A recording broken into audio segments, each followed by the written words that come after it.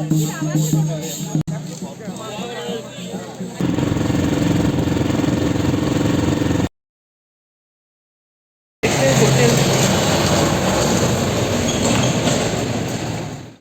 Everyone, Radhe Radhe, welcome back to my channel to an new blog. আগের ভিডিওতে তোমরা দেখেছিলে আমরা যাচ্ছি তারাপীঠে। এখন রেডি হয়ে গেছি, এখন বেরোচ্ছি শান্তিনিকেতন যাব। তারাপীঠ থেকে যাব শান্তিনিকেতন, তো সেই জন্য রেডি হয়ে গেছি। আর এখন বাজে হচ্ছে সকাল 6টা কি 6:30 মতো বাজে, ওইরকম। তো সকাল সকাল বেরিয়ে পড়েছি যাতে গরমটা কম হয়, সেই জন্য। তো ওয়েদারটা বেশ মোটামুটি প্রথম দিকটা ভালোই ছিল।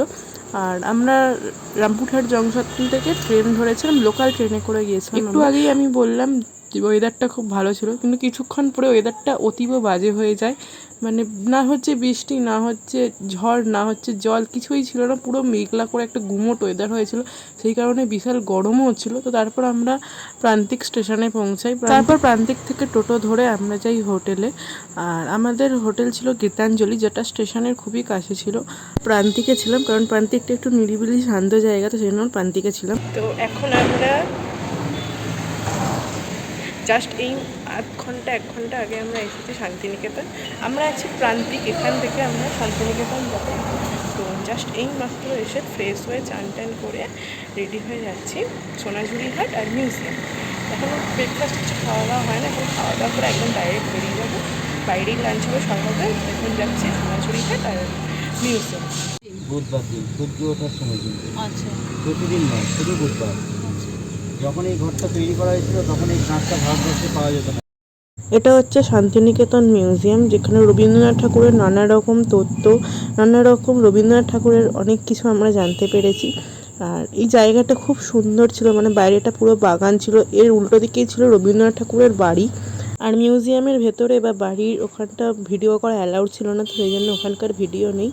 আর বাইরেটার ভিডিও ছিল। আর বাইরেটা খুব সুন্দর ছিল, পুরো গাছপালা, খুব সুন্দর লাগছিল। তো তারপর ওখান থেকে আমরা যাই সৃজনী।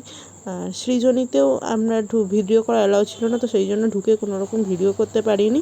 আর মিউজিয়ামে পার পার্সন টিকিট ছিল 70 টাকা, আর সৃজনীতে পার পার্সন টিকিট ছিল 30 টাকা।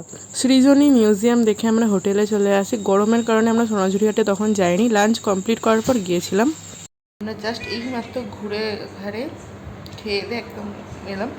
আর আমরা যে হোটেলে আছি তার নিচেই রেস্টুরেন্ট আছে, তো আমরা ওখান থেকেই খেয়েছি। আর একটু পরে আবার যাবো সোনাঝুরি হাটে।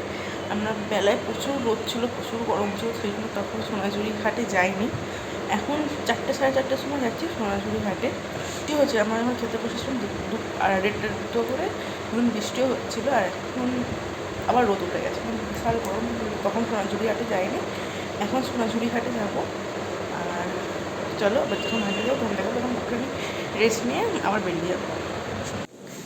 এখন আমরা যাচ্ছি সোনাঝুরি হাটে। পুরো ঘুম থেকে উঠে 4টের সময় যাচ্ছি সোনাঝুরি হাটে। তখন বললাম আমরা মিউজিয়াম আর সৃজনী দেখে হোটেলে চলে গিয়েছিলাম। তখন সোনাঝুরি হাটে যাইনি, কারণ খুব গরমে আমাদের কষ্ট হচ্ছিলো রোদেতে, সেই জন্য আমরা তখন আর সোনাঝুরি হাটে যাইনি। তো তারপর আমরা বিকেলবেলা রেস্ট নিয়ে দুপুরে খাওয়া দাওয়া সেরে সোনাঝুরি হাটে 4টে সাড়ে 4টের সময় গিয়েছিলাম।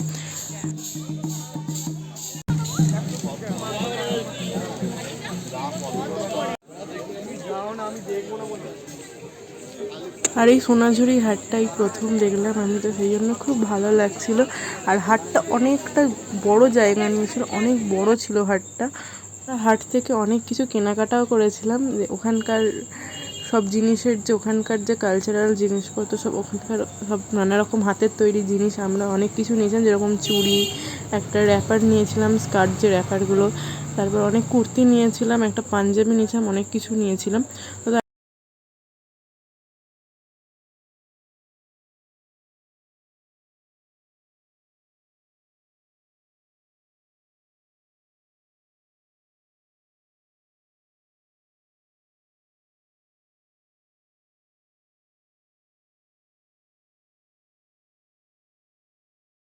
আমরা সোনাঝুরি হাট থেকে এসেছিলাম 6:30 7টা করে এসেছিলাম। তারপর এসে সবাই রেস্ট নিচ্ছিলো, কারণ গরমে সবাই এত কষ্ট হচ্ছে, সেরকমই রেস্ট নিচ্ছিল। এখন এই মাত্র জাস্ট ডিনার করে ওপরে এলাম, এখন 9:30 মতো বাজে। জাস্ট ডিনার করেই উপরে এলাম, এবার ঘুমাতে হবে, কারণ কালকে আমরা সকালবেলা যাবো মন্দিরে পুজো দিতে। 5:30 6টা করে বেরোবো। তো সেই জন্য এখন সবাই খেয়ে দিয়ে ঘুমিয়ে পড়বে। ঘুমানো তো হবে না, এখন ঘরে গল্প করবো, তারপর ঘুমানো হবে। তো যাই হোক, আজকের মতো ভিডিওটা এখানেই এন্ড করছি। দেখা হবে নেক্সট ভিডিওতে। আর ভিডিওগুলো কেমন লাগছে অবশ্যই কমেন্টে জানিও। Tata, bye bye.